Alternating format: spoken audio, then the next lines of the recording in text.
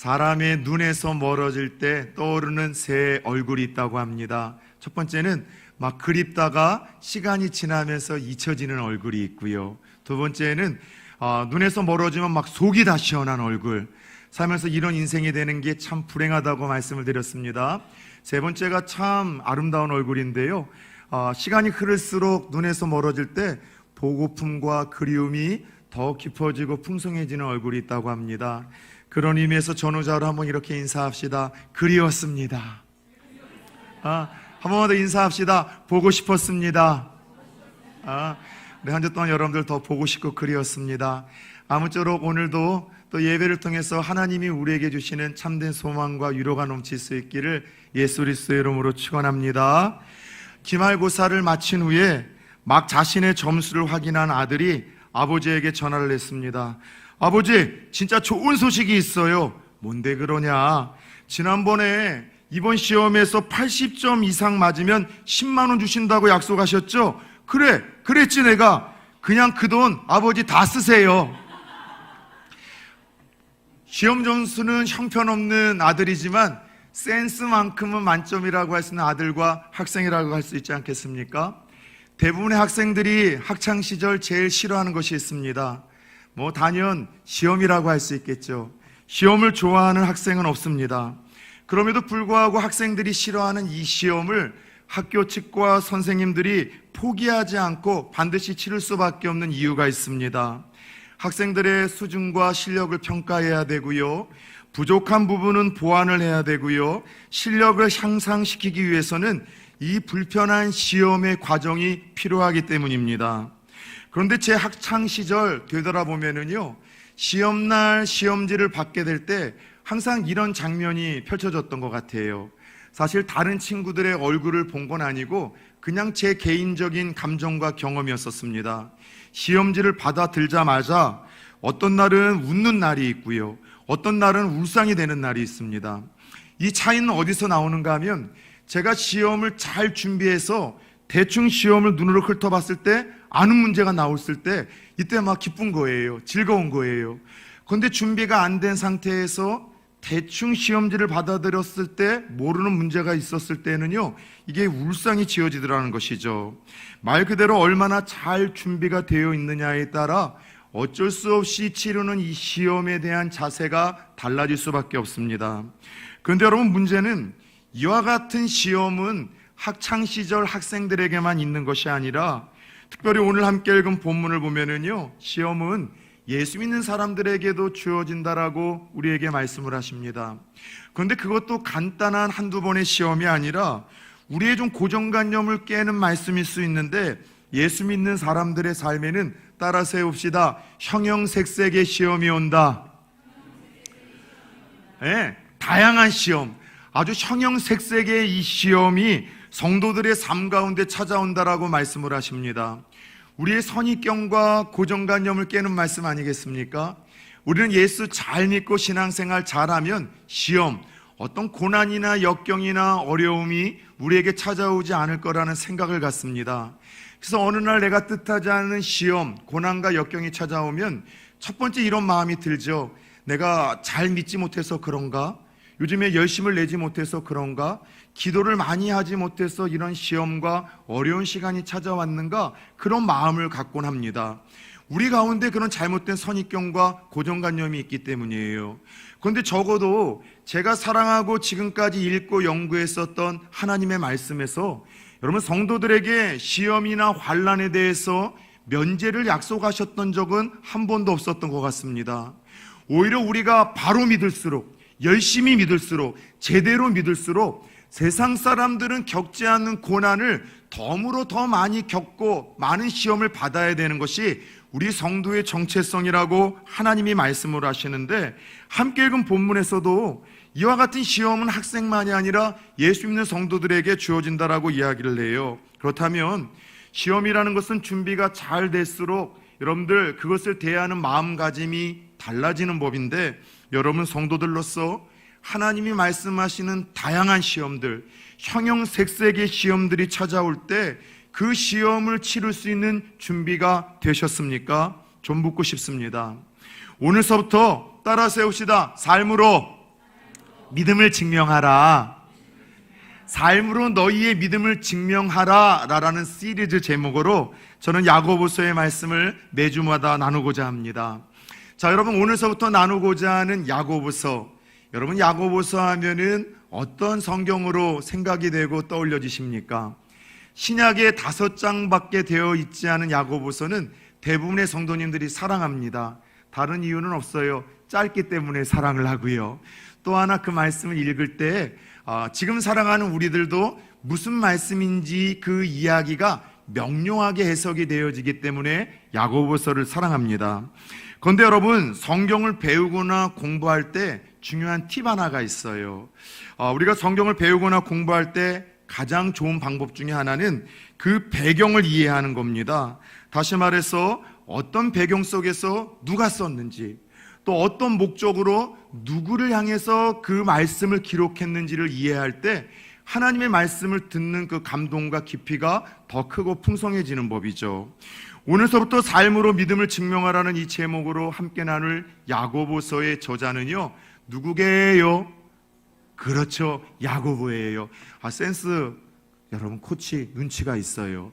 자, 그런데 신약 성경을 보면은요, 야고보가 몇 명이나 등장을 한가 하면은 4명이나 등장을 해요.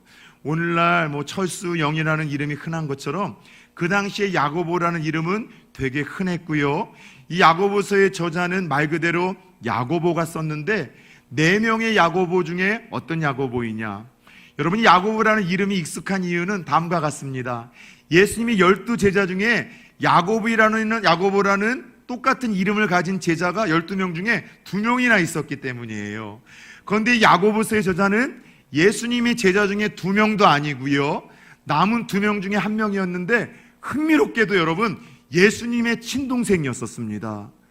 여러분이 놀라야 할 때 안 놀라면 제가 놀라는데, 예수님이 친동생이 있었다는 이야기를 카톨릭이나 천주교에서 오신 분들이 듣고 종종 놀랄 때가 있어요. 왜냐하면은 이 카톨릭이나 천주교에서는 성모 마리아의 신성을 너무 부각시키다 보니까 비성경적인 이런 주장을 또 하면서 가르치거든요. 그게 뭐냐면 우리 성모 마리아 평생 동정녀설이라고 해서 예수님을 성령으로 잉태하고 출생한 후에 그 뒤로 이 성모 마리아는 더 이상 애를 낳지 않았다, 그렇게 가르치는 설이에요.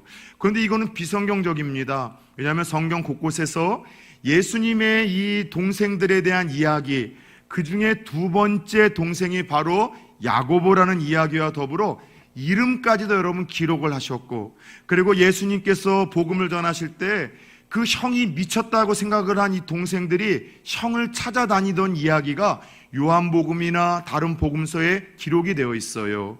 그래서 이 야고보서의 저자는 예수님의 친동생이었었고요. 더 나아가 이 야고보는요, 초대 예루살렘 교회의 공식적인 첫 번째 지도자였었습니다.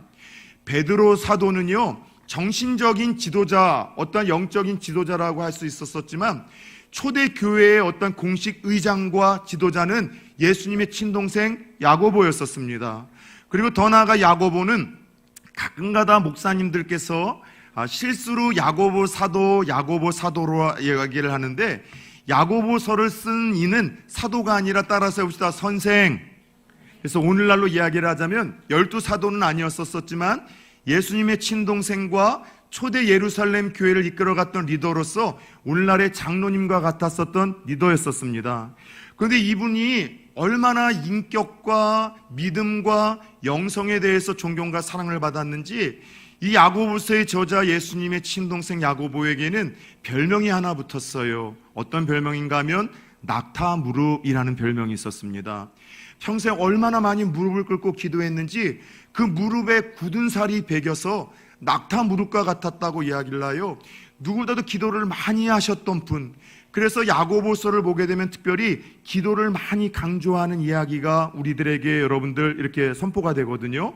그래서 여러분 존경과 사랑을 받았고, 그렇게 많은 이들에게 사랑을 받으며 초대 환난과 핍박 가운데 있는 성도님들을 이끌어가다가 유대 지도자들에 의해서 순교를 당하십니다.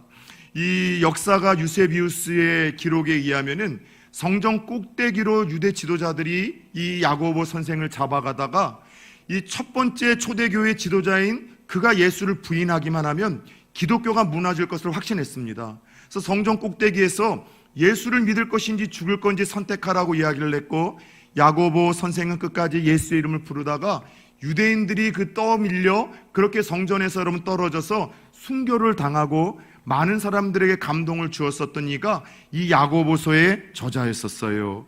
놀라운 것은 이 야고보 선생님은 예수님이 살아계실 때에는 예수를 안 믿었습니다. 오히려 자기 형님이 미쳤다라고 동생들과 함께 예수님 찾으러 다녔었던 이였는데, 예수님의 죽음을 목격하고 거기서 끝나는 것이 아니라 죽음에서 3일 만에 부활하심을 목격하고 마가의 다락방에서 성령의 그 임재를 체험한 후에 다시 말해 예수를 만나고 예수를 믿고 나서 이렇게 아름다운 인생으로 변화가 되었던 거예요. 결국 우리에게 정말 중요한 것은 예수 그리스도와 내가 가까이 하고 예수 그리스도가 누군지를 아는 것이 중요한 것이 아니라 예수 그리스도를 만나는 것이 중요한 거예요. 그래서 야고보는요, 이 편지를 쓰는 1절에서 자신을 가리켜서 예수 그리스도의 형제가 아니라 종이라고 소개를 합니다. 예수 그리스도가 그의 하나님, 구원자, 인생의 주인이라고 예수님 만난 후에 그렇게 고백을 하고 있고 아름답게 변화가 되었던 거예요. 저는 우리 부산 초원교회 성도님들 중에 예수 만나 흉내를 내시는 분들이 있는 것이 아니라 진짜 예수를 만나시는 분들이 있기를 축원합니다. 예수를 믿을 수 있기를 축원합니다. 이게 정말 중요한 건데, 야고보 선생이 그런 거예요. 예수에 대해서 많이 알기도 했고 가까이 지냈지만 믿지 않았었지만, 그러나 그의 죽음과 부활과 성령의 체험을 통해서 예수를 만나게 되었고 인생의 주인으로 믿게 되었고 자신도 살고 남도 살리며 초대교회를 살리는 위대한 일꾼으로 그렇게 쓰임받았다는 것이죠. 그렇다면 이 야고보 선생은 이 편지를 누구에게 보냈던 것일까요? 오늘 함께 읽은 본문 1절을 보면 흩어져 있는 12지파에게 편지를 보낸다라고 이야기를 합니다. 왜 이들이 흩어졌을까요? 초대교회의 스테반 집사님이 돌에 맞아 순교한 후에 초대교회의 환난과 핍박의 바람이 불어닥치기 시작을 했습니다. 그래서 사도행전을 보면은 사도들만 교회를 지킬 수밖에 없었고 남은 성도들은 신앙의 자유를 따라 전국 그리고 외국으로 흩어지기 시작을 했어요. 그래서 흩어진 곳에서 힘겹게 이 조국의 교회를 그리워하며 신앙생활을 하고 있었던 이들이 당시 여러분 교회와 성도들의 상황이었는데, 이처럼 여러분 이 핍박으로 인해서 각 지역의 성도들이 흩어졌을 때 오늘 야고보 선생은 흩어져서 나그네가 된 그 성도들을 위로하고자 격려하고자 그리고 그들의 신앙을 도전하고자 따뜻하게 펜을 들어 편지 한 장을 쓴 것, 그것이 바로 오늘서부터 함께 나눌 야고보서입니다. 그래서 이런 목적으로 쓴 야고보서는 전체 주제가 이런 거예요. 한 번만 다시 한번 따라서 해볼까요? 삶으로 너희의 믿음을 증명하라. 예. 그래서 이와 같은 목적과 배경에서 기록된 야고보서는요, 사도 바울의 편지처럼 막 교리적이지도 않고요, 신학적이지도 않고요, 무엇보다도 고난당하는 성도들을 위해서 신앙의 행동 지침에 대해서 많이 이야기를 합니다. 그러다 보니 유독 다른 성경에 비해서 행동과 삶을 강조하는 특징이 있어요. 그러나 잘 아셔야 됩니다.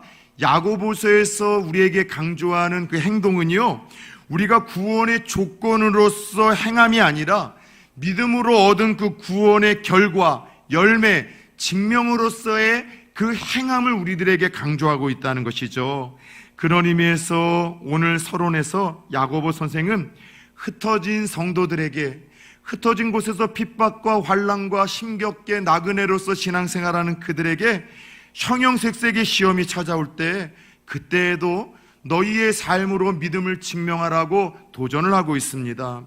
그렇다면 우리의 삶이 흩어진 나그네로서 힘겹게 살아갈 수밖에 없는 정체성을 가졌고, 예수를 잘 믿고 잘 섬겨도 우리의 삶은 한두 가지의 시험이 아니라 형형색색의 가지각색의 고난과 역경이 찾아올 수밖에 없는 것이 성도의 삶인데, 시험이 찾아올 때 성도는 어떻게 통과할 수 있을까요? 시험 속에서 이렇게 믿음을 증명하라고 우리 야고보 선생을 통해서 하나님은 도전하십니다. 첫 번째, 시험이 찾아오셨습니까? 따라 세웁시다. 유형을 분별하라. 예, 먼저 야고보는 성도가 당하게 될 여러 가지 시험, 이것을 원어로 보면 형형색색의 시험이 있음을 우리에게 2절을 통해서 말씀을 하십니다. 시험과 고난은 우리가 피해갈 수 없어요. 하나님 나라 가는 그날까지 고난과 역경과 우리가 이해할 수 없는 삶의 문제는 끊임없이 찾아올 수밖에 없는데, 그런데 시험이 찾아올 때마다 우리가 잘 통과하기 위해서 치러야 될 첫 번째 삶의 자세는요, 분별하라는 거예요. 이 시험이 어떤 유형으로 무엇 때문에 왔는지 분별을 해야 되는데, 오늘 함께 읽은 야고보서 1장에는 우리 성도들에게 시험의 유형이 다음과 같은 3가지 이유로 올 수 있다라고 이야기를 합니다. 먼저는 사탄이 주는 유혹으로서의 시험이 있대요. 이게 13절에서 나오는 어떤 템테이션이라는 시험입니다. 사탄이 우리의 신앙에 불신앙을 주고 의심을 불러일으키고 마음을 어둡게 만들고 또 우리가 여러분 하나님의 뜻을 우리가 불순종하게 만드는 이런 유혹으로서의 시험이 있대요. 그래서 파괴적이고 부정적인 시험인데 신앙이 흔들리고 믿음을 우리가 여러분 잃어버리게 만들고 결국 하나님과 전혀 다른 길을 걷게 만들도록 사탄이 끊임없이 우리에게 주는 유혹의 시험이 있는데, 이런 시험은 분별해서 우리가 맞서 싸우고 승리하는 방법밖에 없습니다. 두 번째 성도들에게 찾아오는 시험의 유형은 자기 욕심으로 인한 시험이 있다라고 14절에서 이야기를 합니다. 우리 자기의 인격의 상처 때문에, 자신의 자존심 때문에, 고집 때문에, 욕심 때문에, 야망 때문에 스스로 여러분 당하는 시험이 있는 거예요.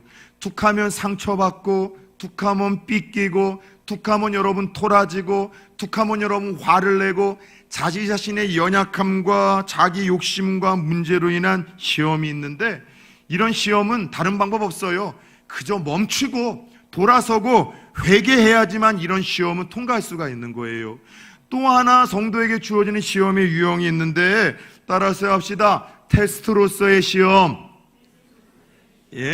다시 말해서 훈련 차원에서 하나님이 주시는 시험이 있어요. 하나님이 축복하시기 위해서 복을 받을 만한 마음의 준비가 되어 있는가? 그릇의 준비가 되어 있는가? 내가 저의 마음의 소원을 이루어주고 기도를 응답해주고 저가 원하는 축복을 주더라도 그 응답과 소원과 그 축복이 저가 정말 더 잘 되는 일을 위해서 선하게 쓰임받을 수 있는가? 그거를 확인하는 차원에서 하나님 허용하시는 테스트로서의 시험이 있다는 것이죠. 예를 들어 봅시다. 창세기 22장을 보면은 여러분, 이 믿음의 조상 아브라함에게 하나님이 큰 테스트를 하나 허락하십니다. 이게 뭐냐면 100세 때 낳은 내 아들 이삭을 모리아 산이라는 곳에 와가지고서 제물로 바치라는 거예요. 아브라함에게는 지금까지 경험도 못했던 이것은 시련이고 고난이었었습니다. 근데 하나님께서 아브라함의 신앙을 무너뜨리거나 여러분 그를 파괴하기 위해서 이런 명령을 주셨던 것이 아니라 하나님께서 그를 테스트하셨던 거예요. 그래서 그 시험을 통과한 후에 이제서야 내가 내 독자 이삭보다도 나를 더 사랑하는 줄 알았다고 이야기를 하며, 여러분 축복의 통로로서 아브라함을 축복하시고 그 가문을 축복하시더라는 것이죠. 하나님 뜻대로 우리의 신앙을 이전보다도 더 정화시키고 강화시키고 성화시키기 위해서 우리의 그 주구장창 엎드려 간구했던 기도의 응답을 허락하시고 축복하시더라도 그것이 오히려 하나님 앞에서 유익하게 쓰일 수 있다는 생각을 가지실 때 하나님께서는 이런 어떤 테스트를 허락하시는데, 오늘 그러한 테스트가 있다는 것이죠. 여러분 중요한 것은 이처럼 믿음의 길을 걷다 보면은 여러 가지 시험이 찾아오는데, 그런 의미에서 요즘 저와 여러분들에게는 어떤 종류의 시험이 찾아왔는가 여쭤보고 싶어요. 여러분 시험이라고 해서 똑같은 시험이 아닙니다. 사탄이 주는 시험이 있어요. 여러분의 신앙을 무너뜨리기 위해서, 믿음을 무너뜨리기 위해서, 더 나아가 스스로 얻는 시험이 있어요. 내 욕심 때문에, 자꾸 내가 편하게 믿으려고 하기 때문에, 자꾸 내 자존심 때문에, 고집 때문에, 내 야망 때문에 스스로 얻는 시험이 있고, 또 하나는 하나님이 정말로 축복하시기 위해서 테스트하는 시험이 있는데, 요즘 여러분들에게 찾아오는 그 시험, 여러분이 당한 시험은 어떤 시험인가 여러분 분별하셔야 됩니다. 그러므로 말미암아 찾아오는 시험을 분별함으로 따라 세웁시다. 시험을 당할 수 있으나 들지 말라. 예, 여러분 신앙의 길은 시험을 끊임없이 받고 당하는 거예요. 그러나 그 상황 속에서 시험에 들지는 마십시오. 여러분들, 우리의 신앙은 맞서 싸우거나 승리하거나 포기하거나 인내하면서 여러분 통과해야 되되 들어서는 안 되는 거예요. 어떤 시험이라 할지라도 그 시간들을 통해서 더욱더 하나님 앞에 가까이 가고 하나님이 허용하시는 그 유익한 목적을 여러분들이 얻어낼 수 있기를 예수 이름으로 축원합니다. 두 번째, 형형색색의 시험이 찾아올 때 성도는 이렇게 삶으로 믿음을 증명하라 이야기를 합니다. 따라서 해볼까요? 기쁘게 여기라. 예, 오늘 말씀 2절을 봅시다. 시험을 당하거든 온전히 기쁘게 여기라. 여러분들, 성경을 읽거나 목사의 말씀을 통해서 이런 이야기를 들을 때, 어떤 시련과 고난 속에서 기뻐하라는 말씀을 들을 때 여러분 좀 어떤 생각이 드십니까? 저 같은 인격이 조금 모자라고 성격의 개떡 같은 목사는요, 목사이지만 이런 말씀을 읽거나 들으면 내 안에 반감이 생겨요. 그게 말이 됩니까, 하나님? 내 삶이 지금 너무나 힘들고 어려운데 고통스러운 시련에서 내가 어떻게 기뻐할 수 있겠습니까? 어떻게 내가 감사할 수 있겠습니까? 이게 감정적으로 평상시면 모르겠어요. 기뻐할 일이 있을 때 기뻐하고 감사하는 것도 귀한 건데 시련과 고난과 역경 속에서 기뻐하라고요? 감사하라고요? 죄송하지만 제가 여러분들 청자로서 이런 목사님들의 설교를 들으면 제 안에 반감이 생기는 거예요. 그게 가능합니까? 그럼 불가능하다는 생각이 듭니다.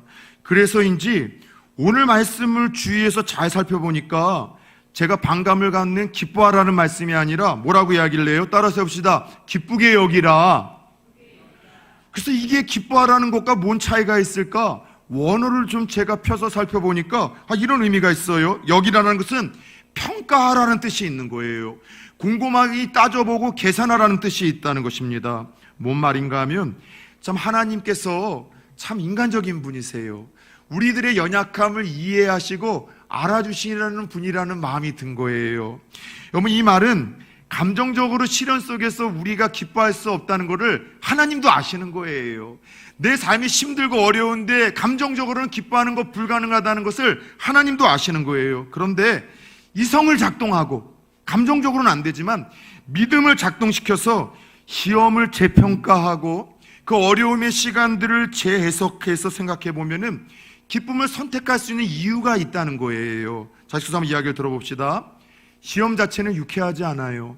내 삶이 지금 고통스러운데, 내 삶이 불편한데 어떻게 여러분 감정적으로 감사가 나오고 기쁨이 터져 나올 수 있겠습니까? 그런데 이걸 생각하라는 거예요.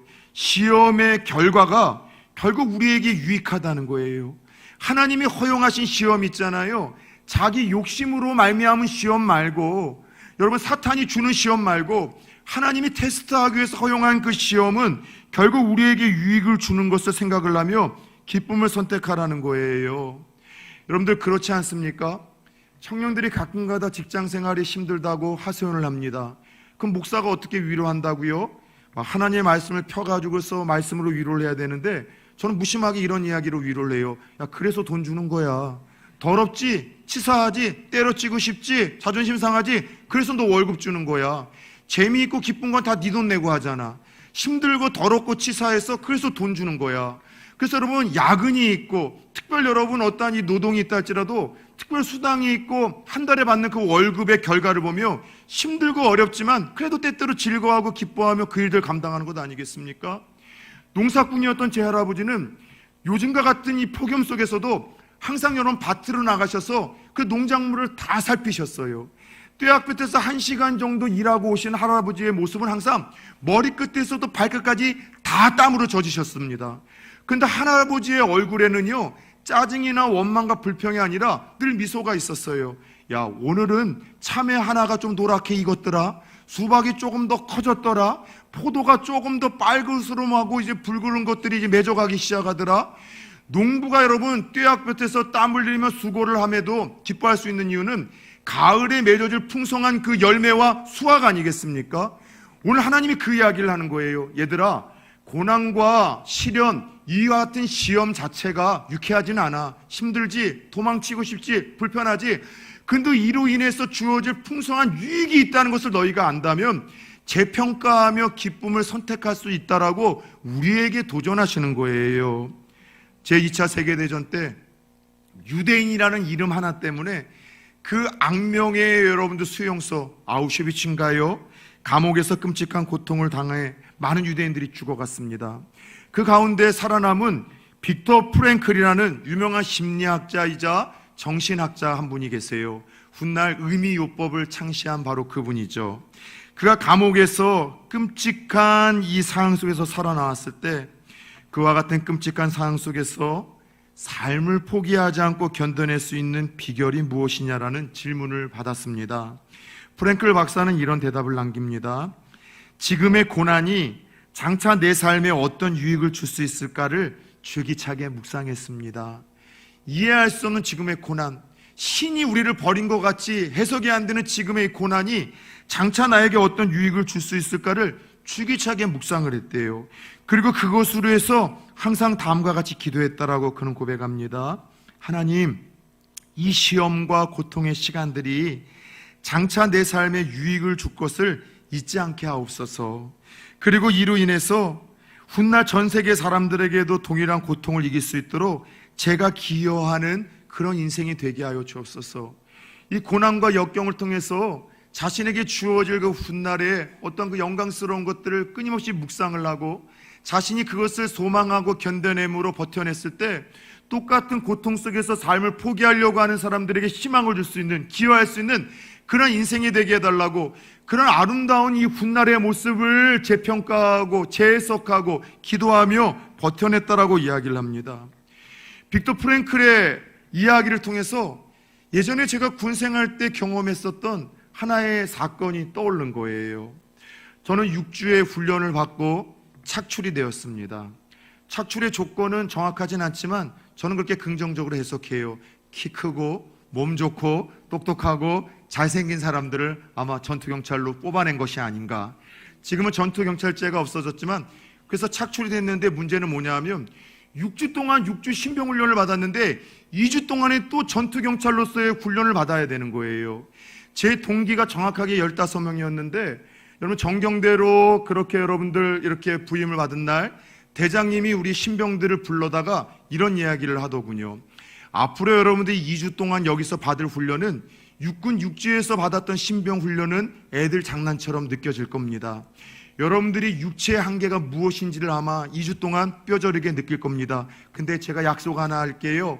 2주 동안의 사고 없이 여러분 훈련을 잘 받으면 육군에서는 없는 부모님들과의 우리 1박의 외박, 특박을 허락하겠다는 거예요. 그래서 부모님들과의 그 특박과 만남을 기억하면서 외박시켜 줄 테니까 2주 동안 사고 치지 말고 잘 견뎌내라고 그렇게 이야기를 합니다.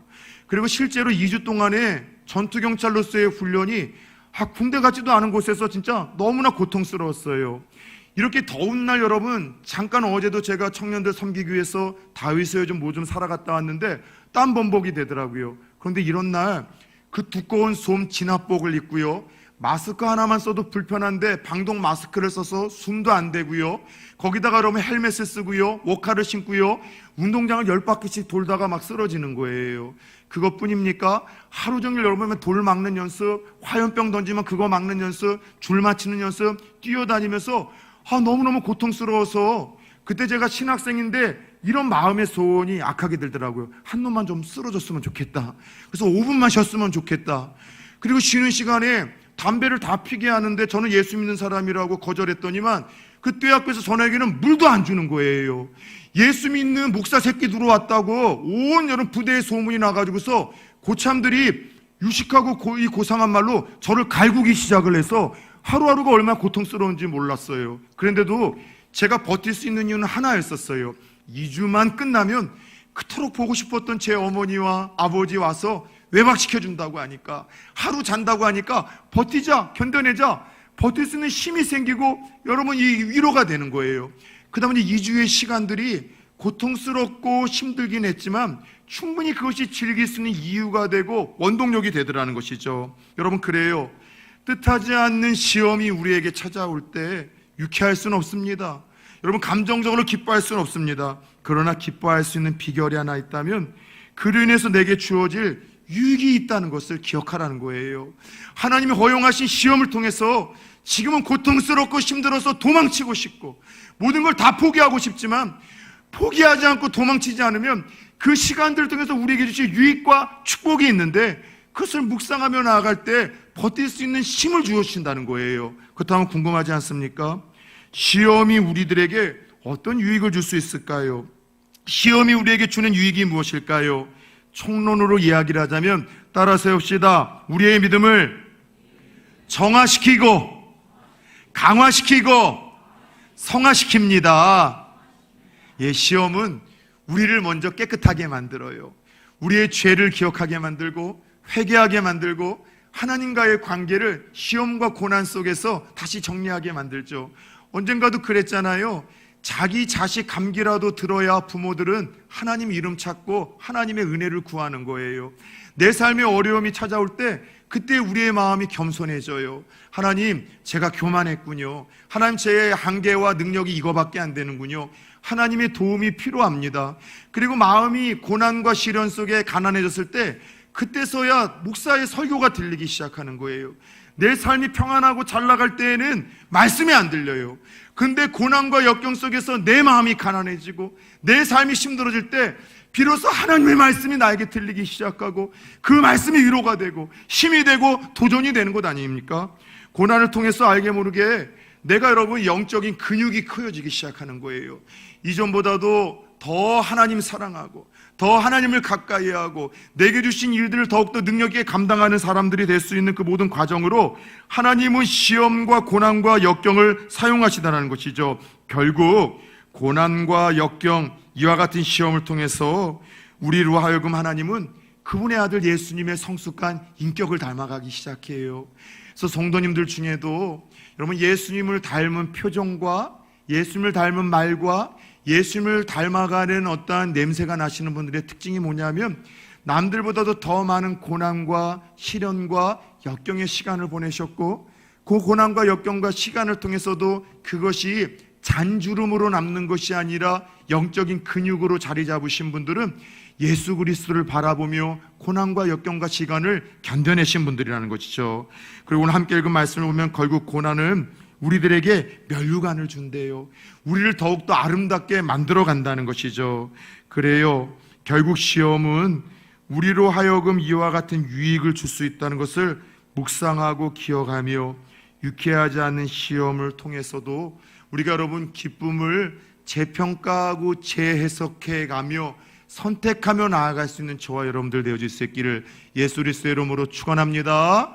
그래서 시험이 올 때마다 여러분들 어떻게 믿음을 증명하겠습니까? 좋을 때는 마냥 좋아하다가 조금만 어려우면 지옥에서 출장 나온 얼굴 표정하고 조금만 어려우면은 사람 눈 피해서 도망치고 조금만 어려우면 여러분 모든 걸 포기하는 그런 인생들이 아니라 시험 속에서도 내 살아있는 그 꿈틀대는 믿음을 증명해 나갈 수 있기를 예수 그리스도의 이름으로 축원합니다. 세 번째, 형형색색의 시험이 찾아올 때 여러분 이렇게 믿음을 증명하십시오. 오늘 함께 읽은 4절에선 따라 세웁시다. 인내를 이루라. 다른 말 아니에요. 참고 제발 포기하지 말라는 거예요. 제발 도망치지 말라는 거예요. 자, 한번 저를 보십시다. 냉철하고 객관적인 자리에서 지난 우리의 생애를 한번 돌아봅시다. 솔직히 지금까지 얼마나 많은 어려움과 역경이 저와 여러분들의 삶 속에 주어졌습니까? 지난 한 주만 해도 참 남에게 이야기하지 못할 만큼 힘든 시간들을 보내신 분들이 있을 거예요. 그분들에게 하나님 주시는 더 특별한 따뜻한 위로와 소망이 넘칠 수 있기를 축원합니다. 그런데 지나온 내 생애에서 어렵고 힘들었을 때 어떤 시험의 시간이 찾아왔을 때 대부분의 시험은요, 어려움은요, 참으면 해결이 되어져요. 좀 견디고 버티면 시간이 지나면 때가 되면 해결되는 것들이 기도하지 않아도 하나님의 도움을 구하지 않아도 그냥 버티고 견뎌내고 도망치지 않고 포기하지 않으면 해결됐던 문제들이 상당히 많아요. 그런데 우리가 버티고 견디지 못하고 인내하지 못해서 조급함 때문에 더 일을 꼬이게 하거나 망쳐놓은 일들이 훨씬 더 많은 것 아니겠습니까? 참고 견디고 기다리는 것이 쉽지 않아요. 자꾸 여러분 그렇게 시험과 어려움이 찾아올 때 우리의 감정과 우리의 이성이 작동이 되지 않기 때문이죠. 언젠가도 이야기를 했던 것처럼 여러분, 이런 우스갯 이야기가 있습니다. 섬에 사는 한 처녀가 육지에 사는 총각과 맞선이 약속된 거예요. 그래서 여러분들, 그 날이 되어서 이제 예쁘게 보이려고 화장도 하고 치장도 하고 이걸 입을까 저걸 입을까, 꼭 중요한 날들 여성들 이 옷장에 옷을 보면 옷이 아니라 쓰레기만 걸려 있잖아요. 그죠? 그래서 사고 또 사는 것 아닙니까? 그래서 고민을 해서 치장하고 입고 이제 나갔는데, 세상에 걱정을 하긴 했는데 이 배 시간이 거의 딱 맞게 갔더니만 이 배가 부두에서 2m 정도 떨어져 있더래요. 그래서 기겁을 해가지고 체면이고 나발이고 둘째치고서 막 치마를 입고 열심히 뛰어가지고 멀리 뛰기로 배에 딱 안착을 하려고 했는데 세상에 중간에 빠져버린 거예요. 그래도 선원들이 그걸 보고 이 처녀를 이제 끌어줬는데 창피하기는 했지만은 이런 생각을 했대요. 뭐 그래도 시간이 좀 여유가 있으니까 배는 탔으니까 육지에 가서 머리도 좀 새롭게 하고 옷도 사 입으면 괜찮을 것 같다는 생각을 하던 찰나에 선장이 그 여성을 끌어주며 이런 얘기를 하더라고 합니다. 세상에 10초만 기다리면 도착할 텐데 누구를 마중 나오느냐고 이 난리를 치냐고. 그러니까 이 배가 이게 떠나는 배가 아니라 도착하는 배인데 자기가 여러분 여유가 없어 기다리지 못하다가 이 일이 벌어진 거예요. 극단적이고 지어낸 얘기일 수 있겠지만 하나님 보시면은 성도들의 삶 속에서도 이런 일들이 있지 않겠습니까? 어려움과 역경의 시간에서 조금만 더 버티고 기다리고 견디면 때가 되면 다 해결될 문제인데, 그 조급함 때문에, 그 두려움 때문에 내가 무언가 수습을 하려다가 일을 더 크게 만들거나 꼬이게 했던 일들이 지난 생애를 보면 우리의 삶 속에서 얼마나 많냐는 것이죠. 그래서 성경은 우리의 기다림을 가르쳐 여러분들 이렇게 이야기를 해요. 기도하며 인내하라. 너희들이 기도하며 기다리라고 이야기를 해요. 왜냐하면 기도할 때 불안과 초조와 두려움 가운데 견딜 수 있는 힘을 주시고 버틸 수 있는 힘을 주시고 기다릴 수 있는 힘을 주시기 때문입니다. 요즘에 내 힘으로 감당할 수 있는 시험이 찾아오신 분들 있으십니까? 여러분들 포기하지 마세요. 신앙도 섬김도 만남도 그 삶 속에서 하려고 하는 일도 포기하지 마세요. 더 나쁜 것은 도망치지 마세요. 기도하는 흉내를 내는 사람들이 아니라 진짜 기도에서 기도의 시간이 하나님과의 접촉의 시간이 된 사람들은 고난과 시련이 있지만 여러분 도망치지 않아요. 피하지 않아요. 버틸 수 있는 힘, 견딜 수 있는 힘, 이겨낼 수 있는 힘을 주시는데, 여러분들 기도하며 조금만 지금 더 어렵더라도 버텨내십시다. 견뎌내십시다. 때가 되면 하나님께서 반드시 도우시고 반드시 여러분들 축복하실 줄 믿습니다. 끝으로 형형색색의 시험이 찾아올 때 성도는 이렇게 믿음을 증명하라 도전을 합니다. 오늘 5절 말씀인데 따라 세웁시다. 지혜를 구하라. 예, 지혜를 하나님 앞에 기도하며 구하래요.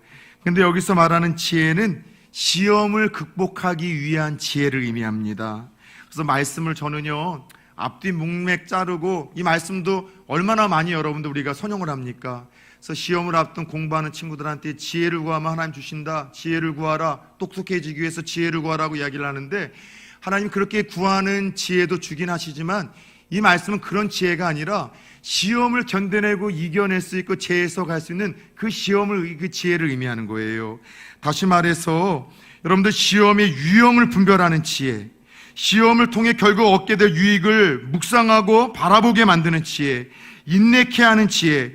그래서 시험 속에서 흔들리지 않고 통과하든 승리하든 합격하든 만들게 하는 그 지혜를 의미하는데, 하나님은 이런 지혜를 기도하는 자들에게 주신다고 약속을 하셨으니 시험이 올 때마다 그것을 분별하게 해달라고 기도하고 이길 수 있는 힘을 달라고 기도를 하고 그것을 통해서 얻게 될 유익이 무엇인지를 기뻐할 수 있게 할 수 있도록 하나님 앞에서 지혜를 구하라고 우리에게 이야기를 하는 거예요. 그래서인지 기도하는 자들에게는요 시련과 고난과 역경이 똑같이 있지만 무언가 범접할 수 있는 삶의 여유가 있는 거예요.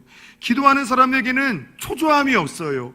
문제도 있고 시험도 있고 역경도 그대로 있는데 그 속에서 마음의 평안함이 있어요. 담대함이 있어요. 똑같은 일이 주어져도 그 일을 처리하는 남다른 능력과 탁월함이 있다는 것이죠. 기도하는 사람들은 이 시험의 유익을 바라보며 감정적으로는 안 되지만 의지적으로 믿음으로 감사하고 기뻐하는 모습이 보입니다. 감정에 따라 흔들리거나 일희일비하거나 흔들리지 않고 스테이블하게 기도하는 사람들은 지켜보는 사람들에게 신뢰를 주는 거예요. 사랑하는 우리 성도님들, 시험과 역경 속에서도 내 남편과 아내에게 흔들리거나 일희일비하지 않는 여러분 기도함으로 신뢰를 줄 수 있는 배우자들 되기를 축원합니다. 부모들이 그래야 돼요. 자녀들에게 평상시에는 어려울 때마다 하나님 찾고 하나님 의지하고 하나님 바라보라고 이야기를 하면서 똑같은 위기와 어려움 속에서 세상적인 방법으로 풀어가려고 하고 흔들리고 여러분들 쓰러진다면 어떻게 여러분 누군가가 신뢰할 수 있는 부모가 될 수 있겠습니까? 어느 한 분야의 리더입니까? 목사를 비롯한 저와 여러분 또 누군가가 리더가 있다면 제발 좀 감정에 따라 일희일비하지 마세요. 자주 이야기하는 것처럼 신앙은 감정과 여러분들 기분이 아니라 믿음과 이성이 여러분들 이것이 주관해 가야 되는 거예요. 우리 신앙이 감정과 기분으로 좌우돼서는 안 돼요. 여러분의 태도, 얼굴 표정, 자세가 내 기분과 감정에 따라 일희일비거나 바뀌면 누가 여러분을 신뢰할 수 있겠습니까? 누가 여러분을 의지할 수 있겠습니까? 감정과 기분이 내 자세와 태도가 아니라 믿음과 이성과 신앙이 저와 여러분들의 자세와 여러분의 믿음이 되어져서 지켜보는 이들에게 신뢰감과 여러분들 무언가 성실함을 안겨줄 수 있기를 예수의 이름으로 축원합니다. 근데 이와 같은 신뢰감과 이와 같은 성실의 이 깊이가 누구에게 주어진다고요? 기도하여 지혜를 얻는 자들에게 주어진다라고 하나님이 말씀을 하셨어요. 다시 한번 도전하겠습니다. 신앙의 길은 형형색색의 시험을 만나는 것입니다. 여러분들 이 시험 속에서 지금 어떻게 반응하고 계십니까? 시험 속에서도 나의 믿음을 증명하라는 야고보 선생의 말씀 속에 하나님이 저와 여러분들에게 주시는 감동은 무엇입니까? 살아온 기적, 살아갈 기적이라는 책이 있습니다. 이 책은 서강대 영문학과 교수였었던 여러분 고 장영희 박사님이 암투병을 하며 죽기 전에 썼던 그러한 책인데 참 내용이 감동적인 간증이에요.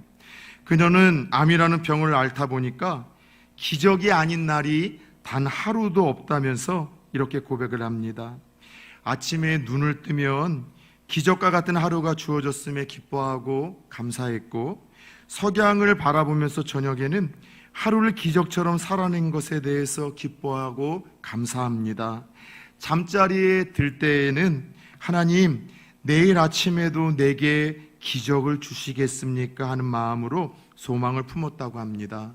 그러면서 그녀는 자신이 젊은 날 미국 유학 시절에 박사학위를 받았었던 그 에피소드 하나를 갑자기 소개를 해요. 컴퓨터를 사용할 줄 몰랐던 그녀는 미국 유학 시절 때 이 타자로서, 전동 타자로서 모든 논문을 다 기록했다고 합니다. 근데 그녀가 LA에서 이 뉴욕에 사는 한 친구의 집을 방문했었는데 자신의 이 차 트렁크를 도둑들이 털어갔는데 거기에 모든 자기 짐과 더불어 한 2년치 준비를 했었던 논문 자료가 다 사라져버린 거예요. 여러분, 그녀는 다른 것보다도 논문 자료가 다 사라졌다는 것 때문에 며칠을 식음을 전폐하고 사흘 밤낮을 꼬박 누워 있었다고 합니다. 저는 그와 같은 비슷한 경험이 있기에 그녀의 마음이 공감이 되는 거예요. 제 평생 목회를 하며 설교 준비를 다 마쳤는데 저장을 누르지 않아서 설교가 날아간 적이 딱 2번 있었습니다. 제가 여러분 컴퓨터 박살내고 싶었어요. 막 짜증이 나더라고요. 이게 설교가 뭘 보고하는 것도 아니고 주시는 감동을 따라 적어서 기록을 했는데 갑자기 날아가 버리니까 뭘 어떻게 해야 될지 모르겠는 거예요. 근데 2년치 유학을 하며 여러분들 그 피땀을 따라 흘리면서 만들었던 논문이 다 사라졌었을 때 그녀가 몇 날 며칠을 알아누웠고 식음을 전폐했다는 것이 다 이해가 되어지는 거예요. 그러더니 장 교수는 닷새째 되는 날 아침 한 줄기 햇살이 커튼 틈으로 스며드는 것을 보며 다시 일어섰다고 합니다. 마음속에 하나님 주시는 음성인 것처럼 잔잔히 이런 생각이 들었대요. 가슴속에 속삭이는 소리는 이와 같았습니다. 괜찮아. 다시 시작하면 되잖아. 다시 시작할 수 있어. 기껏해야 논문인데 뭐 어때? 그래도 살아있잖아. 다시 시작하면 돼. 하나님 주신 음성인 것처럼 마음속에 그런 생각이 갑자기 그 창문 커튼 틈 사이로 햇빛이 비치면서 그런 생각이 들어 속삭였다는 거예요. 괜찮아. 다시 시작하면 되잖아. 다시 시작할 수 있어. 기껏해야 논문이잖아. 뭐 어때? 나는 살아있잖아. 그리고 정확히 1년 뒤 모든 논문을 다 마친 후에 장 교사는 자신의 이 논문에 헌사를 이렇게 썼다고 합니다. 논문을 다 쓰면 그 앞에 헌사를 쓰잖아요. 근데 이거는 진짜 여러분 고마운 사람들, 사랑하는 사람들한테 담는 그런 여러분들 글들인데 이렇게 썼다고 합니다. 내게 생명을 주신 하나님과 부모님께 이 논문을 바칩니다. 그리고 내 논문 원고를 훔쳐가서 내게 삶에서 가장 중요한 교훈, 다시 시작해야 되는 법을 가르쳐준 도둑에게도 감사를 합니다. 내 삶에서 가장 중요한 교훈, 다시 시작하는 법을 가르쳐준 그 시련과 시험을 허락한 도둑에게도 감사한다라고 헌사에 그녀는 기록을 했다고 합니다. 그래요, 살면서 또 믿으면서 형형색색의 시험을 피할 수는 없지만 그 시험이 우리에게 찾아올 때 저와 여러분들에게 필요한 것이 이런 신앙적인 태도와 자세는 아닐까요? 실패하셨습니까? 넘어지셨습니까? 시험 속에서 흔들리십니까? 시험 속에서 주저앉으셨습니까? 오늘 하나님이 장 교수에게 들렸던 동일한 음성이 들렸으면 좋겠어요. 시험 속에서 괜찮아. 한번 넘어지면 어때? 다시 시작하면 되잖아. 그래도 살아있잖아. 내가 도와줄 테니 시험 속에서 기도하며 견디고 버텨내고 다시 시작해보렴. 이처럼 모든 시험과 시련을 통해서 유익이 있음을 믿고 고백하고 하나님이 반드시 도와주실 것을 믿고 고백함으로 여러분들 피해야 될 시험은 피하시고 포기해야 될 시험들은 포기하시고 맞서 싸워야 될 싸움들은 싸워 승리하시고 하나님의 테스트 속에서 허락한 시험은 끝끝이 기도하며 인내함으로 통과하고 합격하심으로 이 한 주도 시험 속에서 저와 여러분의 믿음이 시퍼렇게 살아있음을 세상을 향해서 증명해 나갈 수 있는 또 다른 흩어진 이 시대의 주의 백성들 될 수 있기를 주 예수 그리스도의 이름으로 축원합니다.